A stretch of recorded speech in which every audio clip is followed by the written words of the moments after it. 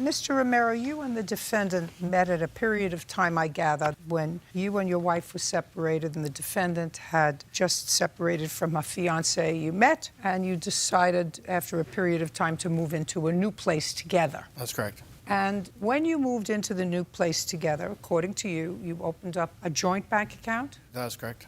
That was your first mistake. And according to your complaint, you used your credit card to purchase all new furniture for this new place. Let me find out whether we have a consensus with regard to that. Is it a fair statement, Ms. Woolham, that the plaintiff purchased the new furniture for the new home that the two of you set up? He bought some new appliances and some towels. As far as furniture-wise, there was a kitchen table and some chairs, but The new things that were purchased is my question. Okay. He purchased on his credit card. Yes. And are those things that he purchased on his credit card still in the home that you're living in? Some of them, yes. And where is the rest of it? Some of it broke already, and he took some of it with him when he left. Okay. First, what broke? The kitchen table is broken. The leg broke. It was really cheap because I ended up moving, and in the move, it didn't make it through the Just move. a second.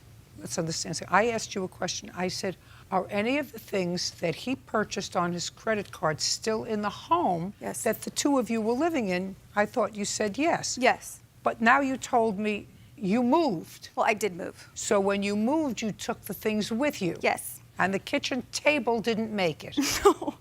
I'm sorry. What things did Mr. Romero take with him? He took half of the towels. Okay. I'm not interested in the towel. I'm sorry.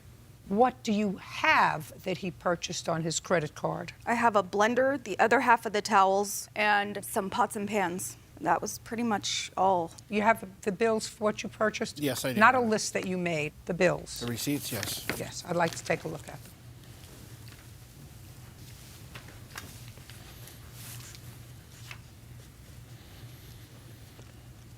Okay, so far the only thing that I see that I have any interest in at all is the TV. How much was the TV? $200. Where is the TV? I do have the TV. He purchased it for my daughter as a gift, and it's in her room, so she has. Just a second. Okay. He's coming to get it. I'm not interested in the towels. I'm not interested in a cooking set. You want to set up housekeeping? Set up housekeeping. And what is this lavender stuff? What is that? Is that lavender towels? Well, they're all high-end towels, and there's about $350 worth of them on there. Well, then you shouldn't have spent all that money on high-end towels, sir. Listen, you're very, very lucky that I'm even entertaining any part of this.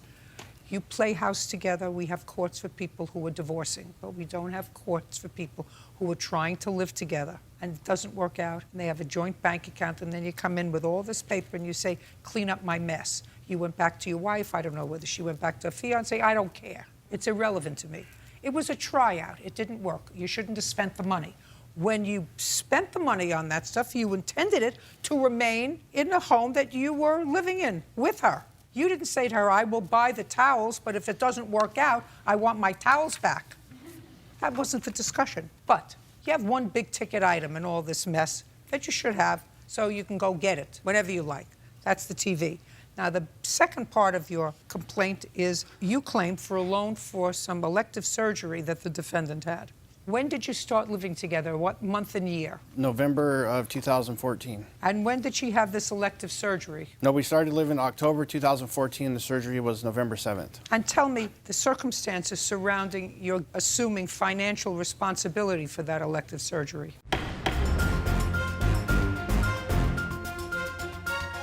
She wanted to get it done, and she didn't have the credit or the money, so I financed it, and she was supposed to pay me back. Well, tell me about that discussion about I'm supposed to pay you back. Well, we went to the consultation, and she was unable to qualify for it. Just a second. Was this with a plastic surgeon? Yes, ma'am. So you went to a plastic surgeon. Did you apply for the credit? No, I did not. You did not? I did not. Okay. So now you tell me, you go to the plastic surgeon, you're given a price. How much was the price? I believe it was $6,500. $6,500. I believe so, yes. Okay. And now you're sitting in the office, you've spoken to the surgeon, but then they'll take you to someplace else to discuss money, or did the surgeon discuss money with you? No, the surgeon exited the room, and the nurse or whoever came in, and she talked about the money. Like the ladies in the front, they came back into the same room, and they discussed the payment. Keep going. Okay. The reason that we were even there to begin with was because he wanted me to have the surgery. Of course I wanted it. I've wanted it for a really long time. I never had the opportunity to get it. He was going to be getting a divorce, and he said that his credit was going to be going bad. So he wanted to go ahead and pay for the surgery because, of course, he wanted me to have bigger breasts. But I mean, he's a breast man. I don't care. Okay, good. I don't really want to go into that anyways. I didn't go, if you notice, I didn't go there. Okay, I'm sorry.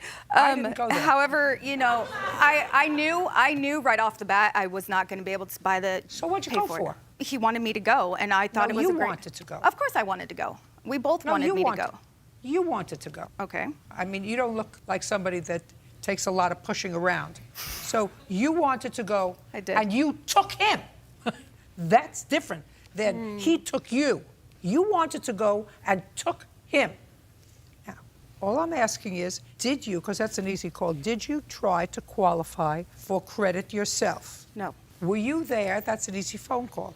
Were you there when she tried to qualify at the doctor's office for credit? Yes. Tell me what she did to try to qualify herself for the I credit. filled out a credit app. She did personally. Yes, we that they both would did. still have. Yes. Now I'll see the doctor's receipt with the number. He has it.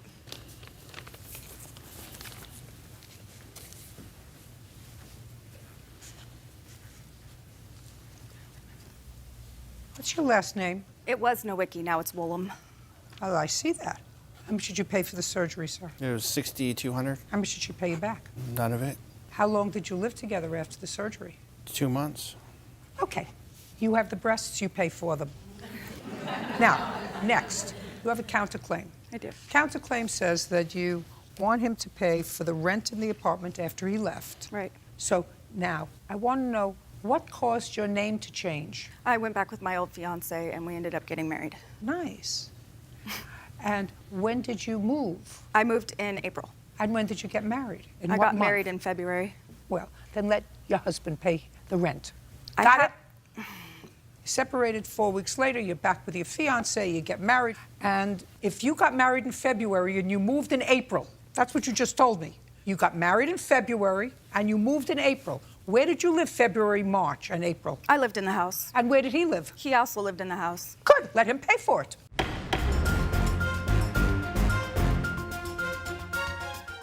He was on the lease. Let him pay for it. Exactly. Joe should have to pay No, for it. let legally. your husband pay for it. Let your husband pay for the time that he was living there. Okay. Okay, let's deal with the car now. I told you, let your husband pay the rent. Next, let's deal with this car nonsense that's a counterclaim. You want to explain to me why he owes you for a car that was in his name? Okay. The car was originally mine. I ended up buying a new car, and Just a second. Car was originally yours, and Right. you ended up buying a new car, month and year. the new one is a 2010 When did you buy it? in May Of what year? 2014. But you didn't start living with him until October. Exactly. I let his. Shh. But you were seeing each other in May. Is that what you're telling me, sir? That's correct. So in May, you bought a new car, and I allowed his daughter to borrow mine, my old car. It was a 2003 Honda Jetta. Honda Jetta, I'm sorry. Volkswagen Jetta.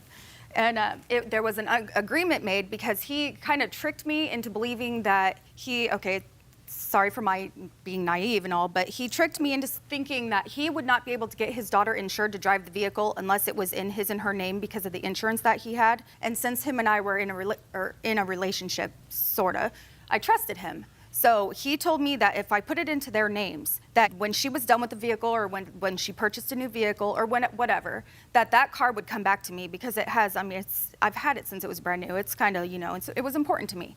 But, his daughter needed a car because he was allowing her to use his car. So it was just. so the story is you put the car into his name. And his daughter's name. His name and his daughter's name. So and she then could be when insured. he left, took the car, and you want the car back. He sold the car. But he wasn't supposed to. He told. Just a second. He sold the car when? Month and year that He sold the car in, I believe, February of 2015. When did you sell the car, sir? It was February. Is that after you separated? Yes. And?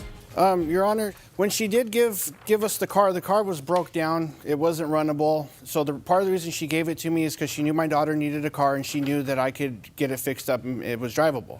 I did put $2,950 into repairs on the car, and in her statement in the restraining order, she testifies that she gave his daughter a car. So, Fine. How much did you pay her surgeon? $6,200.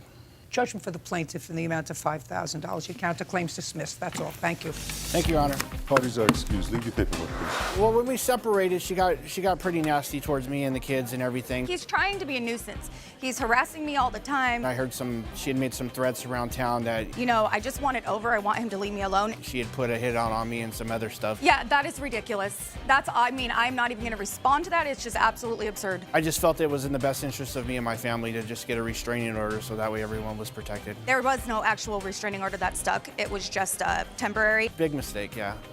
Lesson learned.